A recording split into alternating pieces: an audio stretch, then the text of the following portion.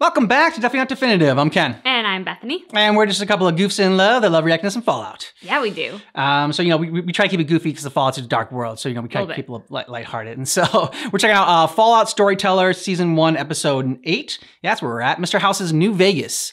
If you want all of our Fallout reactions, check out the description of this video. We got playlists there for you, as well as a link to our Patreon. You can get early ad-free access to our reactions. We're a little bit farther ahead in our Fallout reactions. But wait. It's Fallout, which means it's got its own drink now. Yeah. So this is the Stim Pack Spritzer, but it would not be complete without the Stim Pack. Exactly. Inject it. Inject and stir. Make sure it mixes in really well. She's got a good stirring method. I don't really have it. Cheers. Cheers. You've experienced the Fallout series in your own way, but want to learn more about its story. Well, to get to the heart of the story, you have to go back to the beginning.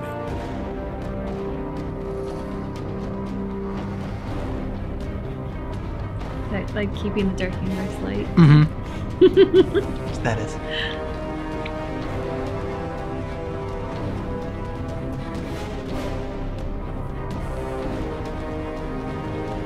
There's some intros that you just need. I don't even want to skip this intro. I need this intro. Get into it. Yep. Everyone loves the Pip-Boy 2000, but you have an active on-the-go lifestyle. Your friends at Robco know that you need a personal information processor that suits your adventurous attitude. So, we're giving you all the features of our Pip processor? I thought it said pimp processor at first. Introducing the Pip-Boy 3000.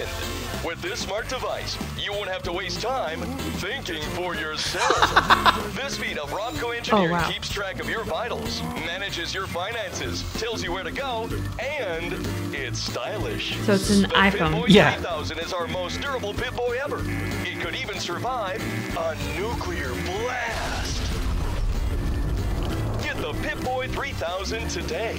Our sale bots are standing by. And coming for Christmas 2077, the Pip-Boy 3000S. Pre-order yours while supplies last. They don't make them like they used to. Of course, they don't make much of anything anymore. But back before the war, they built most things to last. Just about all of the robots puttering around the wasteland were constructed back in the 21st century.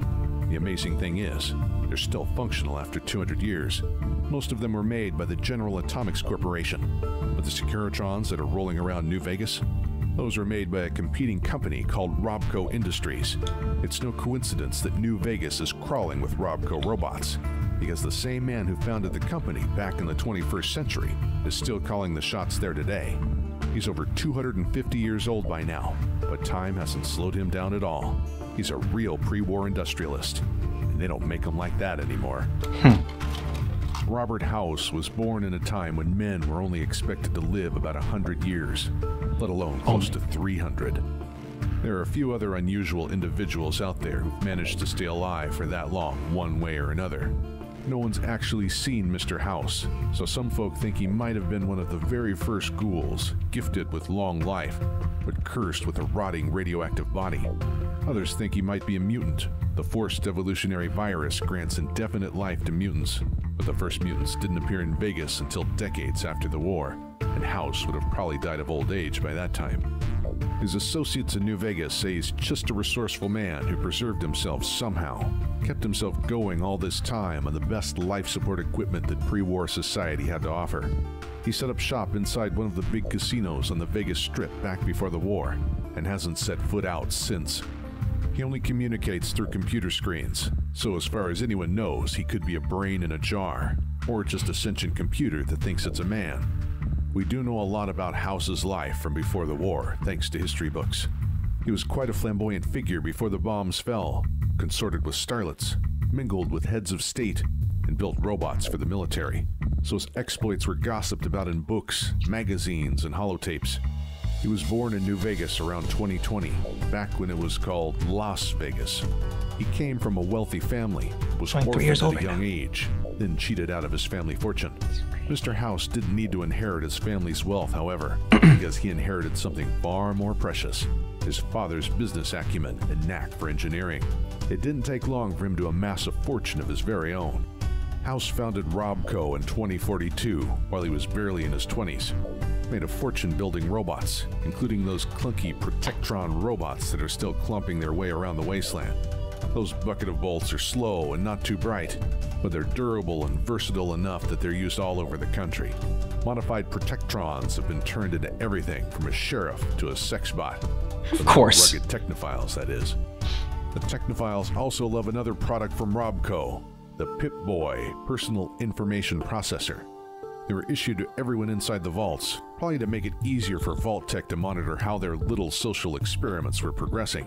But those little gadgets were built to last, and plenty of notable vault dwellers have used that old Robco tech to make their way through the wasteland. House and his company also had a hand in building Liberty Prime, the gigantic killing machine that the Brotherhood of Steel dug up out east.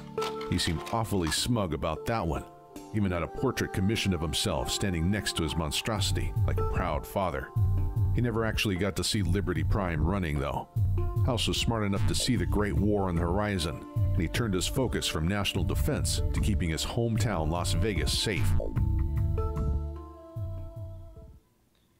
Mr. House knew the Some good foresight. war was coming eventually, and in the years leading up to the war, he pulled every string he had to ensure that Vegas would make it through.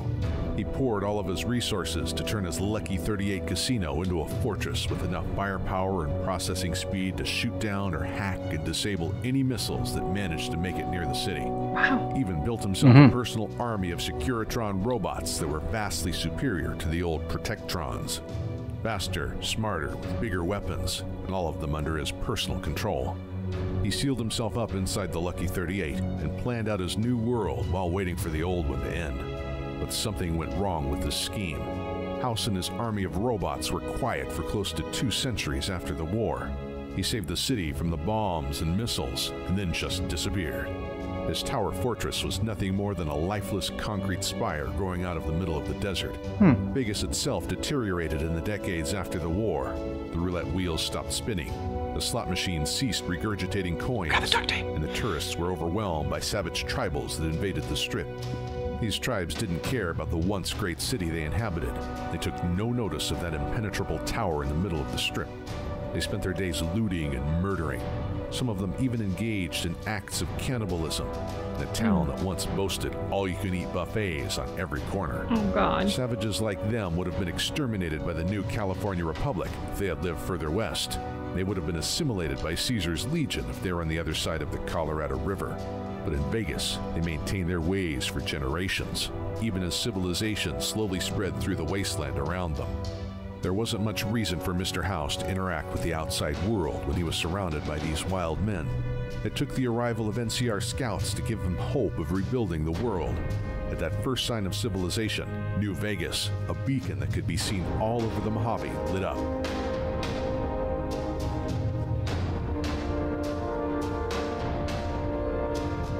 When House's robot army suddenly appeared, the first thing it did was set about taming the tribals. The Securitrons were useful minions, but House knew that he would need human hands to restore Vegas to its former glory and draw the interest of the NCR. Under the threat of annihilation, the tribes either gave up their wild ways and allowed Mr. House to remake them in the image of Vegas in its heyday, or left.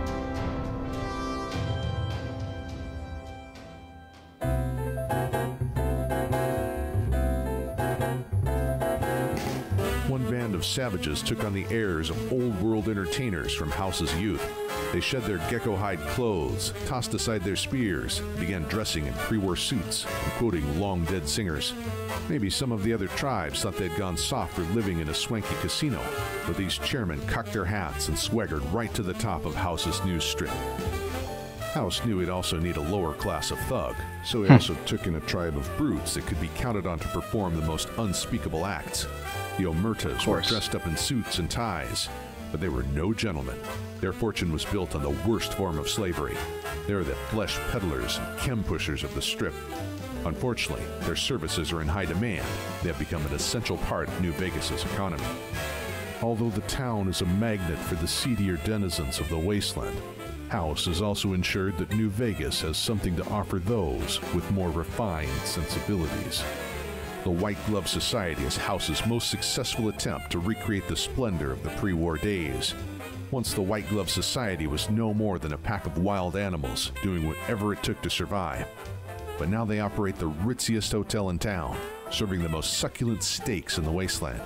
Diners will need to put on their finest attire, though, because the White Glove Society prefers patrons with marvelous fashion sense, if not particularly good taste.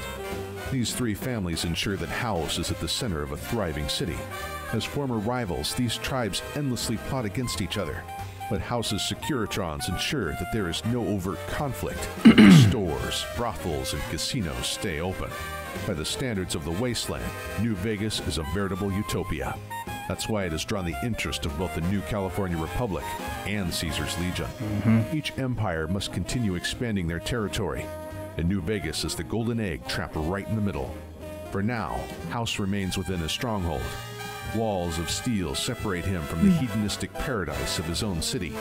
Outside, two great armies prepare for a war that could crush New Vegas. House's army of robots and tribals is hardly enough to fend off both the NCR and the Legion. Unless he has some secret weapon that hasn't come into play yet. He waited in silence for 200 years. Could there be some missing linchpin needed for that scheme he began before the war? It wouldn't be the first time someone in Vegas had an ace up their sleeve. No matter who holds the trump of the war ahead, there'll be plenty of innocent people who will cash out. Caesar views the soldiers in his legion as expendable pawns who exist only to die in his name. The NCR's leadership has committed mass slaughter of those who stand in the way of their noble but misguided goals. And House's minions have no mercy for the tribes that refuse to yield to his vision of New Vegas. Trapped within this triangle are countless smaller settlements and tribes. Peoples and societies that are constantly in danger of being eradicated or assimilated. Of them, none have suffered greater struggle than the Great Khans, a once proud band of raiders who, like the NCR, can trace their roots back to the opening of the first vaults. It can be difficult to feel pity for a gang of chem-dealing raiders, but the Khans have faced extinction time and time again, proving to be one of the most resilient groups in the wasteland. That kind of resilience is something even Mr. House could respect. But that is a story for another day. It's kind of tough to feel sympathy for someone's, like, you named your group the Great Khans. Yeah. And so, I just don't think that you're necessarily, again, it's like with Caesar's Legion, you're not picking the best examples from history, people. Yeah, definitely not. Although, arguably, I think the Khans are going to be worse if we're going based on their leaders. There's plenty to be said for Julius Caesar, but I don't think, and I could be wrong, so definitely historical fans out there do correct me, but I don't think Caesar himself was responsible for the Colosseum or like the culture of bloodlust. He was one of many leaders in a long line of succession, so this was kind of the group he was brought into versus Genghis Khan, who's a little bit different on that scale. Yeah. I thought this was really interesting. I love the idea of like him being born in 2020, so as you said, he'd only be 3 years now, so like hey, the future is unfolding now. We're in the Fallout universe right now, people. Yeah. And just his foresight in seeing what was coming and being prepared. As they were wrapping up the episode, I was saying, God, like, who is he going to side with if he has to choose between the New California Republic or Caesar? And how's that going to go? So I loved the idea of the ace up the sleeve, and maybe he's got something. And, it kind of feels like if anybody's going to have something, this guy seems to be the guy who would have that. What stuck out to me was the pip, which I thought was pimp at first. And like the basically like oversized Apple Watch that they had on it. And they said, oh yeah, like, that was built to last. And made me think of an Apple Watch. I'm like, then he's maybe not as smart of a businessman, or I don't want to say smart of a businessman, but he's not the same kind of businessman that people are today, where like they're not really built to last. Because like if you're built to last, and you're not going to buy a new one. Talk about all this technology and these robots that lasted like 200 years because they were built so well. I'm just like, man, if we had if that happened today, and the world went to shit, and I'm like, what technology would be able to survive that was built recently? I'm just like, it would not last 200 years. No. I look at our fridge actually is like 20 some years old, and it's still kicking. I mean, that's they don't make them like that anymore. They don't make them like they used to. It's true. We sound like such old timers. Back in our day, they made them. Back in our day.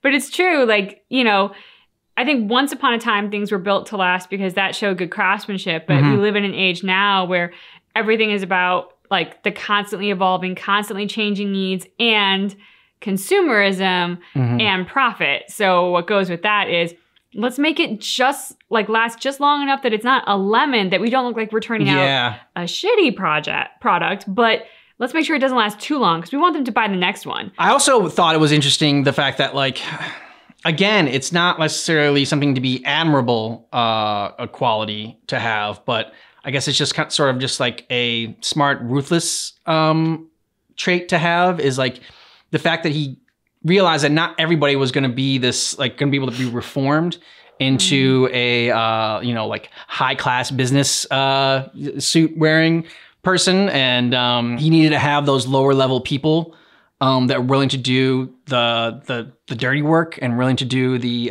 terrible things that sometimes are needed to be done in order to, like, especially like if you're in this world and you're like surrounded by like other like gangs and, you know, and armies, and, you know, it's just about showing like that you can be ruthless if you need to be. And it's better to have somebody else, you know, show out that, you know, take that ruthlessness and sort of like remove yourself away from it a little bit, so you're able to preserve a little bit of your own humanity. But I mean, again, it's just like, again, it's not something that's like admirable, but it's just one of those things I'm like, that's like, I guess it's clever way to survive in this one, is to have that, to have those people that like are employed with you that, you know, if you're gonna be like a mobster, you gotta have those kind of people. But I mean, it's not even something that's exclusive to the Fallout universe. I mean, you hear about high-powered people now who have like their fixers who do the behind-the-scenes seedy stuff that they don't want to they don't want to publicly appear to be doing, but that they actually want done.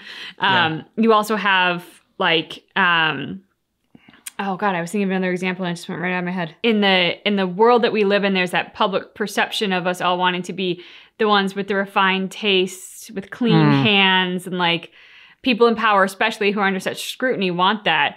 But then so often when things come out, you learn about the stuff that's going on behind the scenes. And I even think of like Succession.